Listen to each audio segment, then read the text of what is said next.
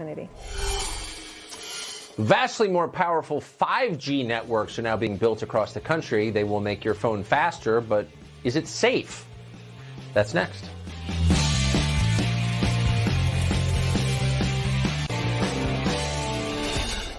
Across America, tech companies are rapidly building the infrastructure for 5G. That's the next generation of mobile phone technology. 5G networks will be far faster and far more powerful than our current setup. So far, though, most of the debate over 5G is centered on China and whether its state-run companies have too much influence in this strategically important field. But there's another, even more basic question that is yet to be answered. Are 5G networks safe, physically, medically safe? There's some debate about that.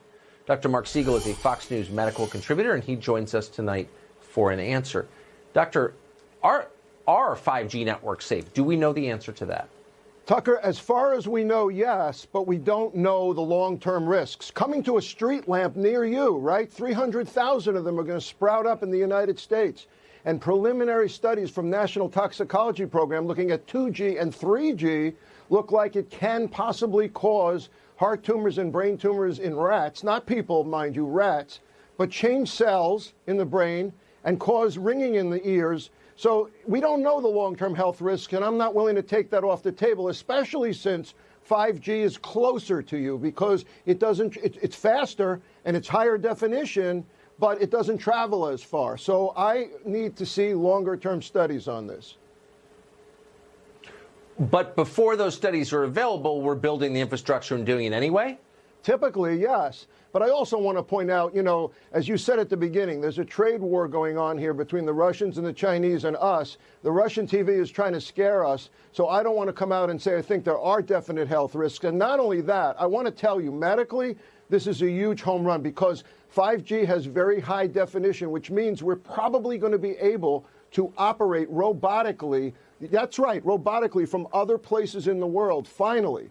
Remotely, robotically, telemedicine. So there's a lot of big advances in higher definition. We got to study it, and Tucker, we should have been studying it already. And the latest studies in rats make me want to see more and more in humans at the same time. So I don't want to lose this trade war, but I want more medical studies.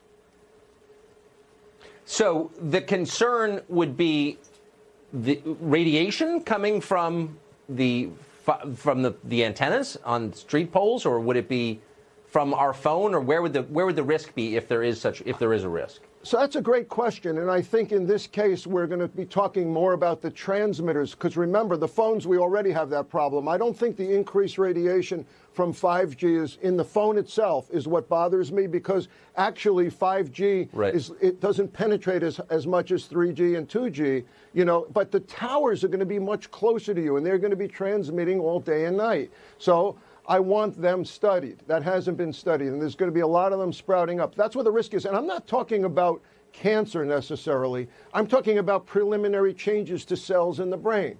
Not to mention what we've talked about previously on this show, which is more and more technology means more and more teens not talking to each other, which means more and more depression and anxiety. We got that problem, too. So we need to study this, and we need to study it fast. Dr. Mark Siegel, thank you for that. Thanks, Tucker. Well, technology gets more sophisticated every year, and it dominates our lives increasingly. At the same time, though, technology seems to be eroding our society and our happiness. Would it be possible to adjust technology so that it improves our lives and our society rather than degrades it? That's the question that Tristan Harris studies. He's director and co-founder of the Center for Humane Technology and joins us tonight. Tristan Harris, thanks very much for coming on. Thanks for having me.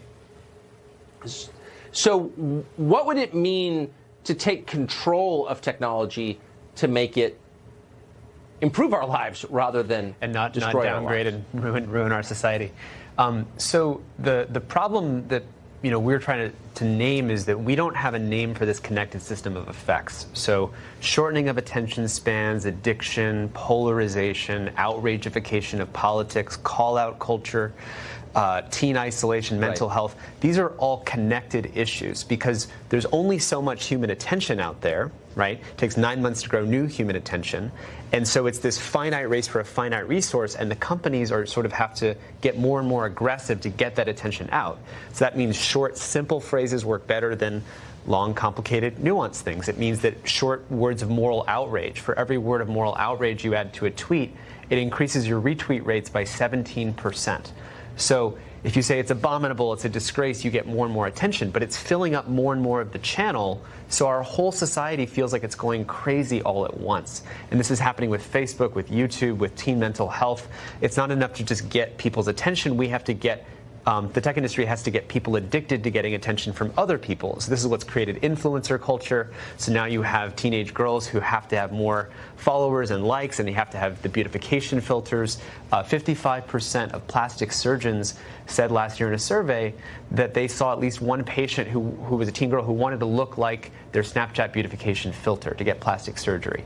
So this is actually a connected system of harms that we think of almost like the climate change of culture. Frank Luntz actually calls it that. We call it human downgrading, which is that while we're extracting attention from people, we're crawling down the brainstem to get the attention.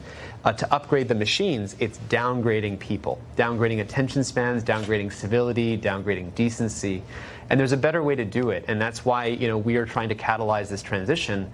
We're a group of former technology insiders who used to be the people who know how these products work and are designed, and we know we need to change the incentives.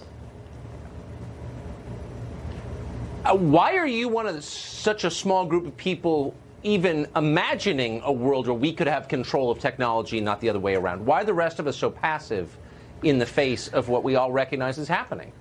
Well, I think a lot of people, everyone recognizes this is happening, Tucker. I mean, I think everyone feels it, right? Like, it's harder and harder to read a book. It's harder to have a civil conversation. It's harder to feel good about, where we're spending our time and how much we're looking at our phones. But I think what we need is language. We need to have language for what's happening. And I think when you have phrases like, the race to the bottom of the brainstem to get attention out of people, it helps people see that there's a problem. And what we've seen is that by giving language to something, we've actually gotten advocates inside the companies to change their behavior. Last year, Mark Zuckerberg adopted time well spent, which is our phrase for the mission of the company.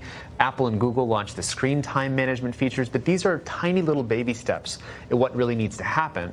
And I want to say that, Apple actually is the company that's almost like the government of the attention economy. If they wanted to, their business model is not maximizing how much you're hooked to your phone. They just have to get you to buy it every 2 years. And they could change the design to be more like a GPS that's just taking you out into the world to the next life experience. If you think about it, like, the point of a GPS isn't to addict you to the GPS. You sit there fiddling with it and getting sucked into it for as long as possible, or taking you somewhere you didn't want to go. It's a tool. It's a tool. And the thing is that where did we get, we got off the wrong road on this one. I mean, technology should be about that. It can actually be a GPS for our lives. It can help us have, when we're isolated, it can help us, make the easiest choice on life's menu be to text those closest friends of ours and make that easy to set that up, as opposed to the easiest choice to make is to keep scrolling infinitely, mindlessly. And so they just have to flip the menu around, and that's kind of what we're hoping to catalyze, is by raising awareness. How can we change this around? Interesting. Very quick, is Apple open to this? I mean, that seems like one of the fastest ways to make a huge difference. Yeah, I mean, so I think that if people put more pressure on Apple, they could really change this in a way that, you can't ask Facebook or YouTube, whose business model is to maximize the watch time, to stop doing that. Their stock price is directly hooked to that. But honestly, I think even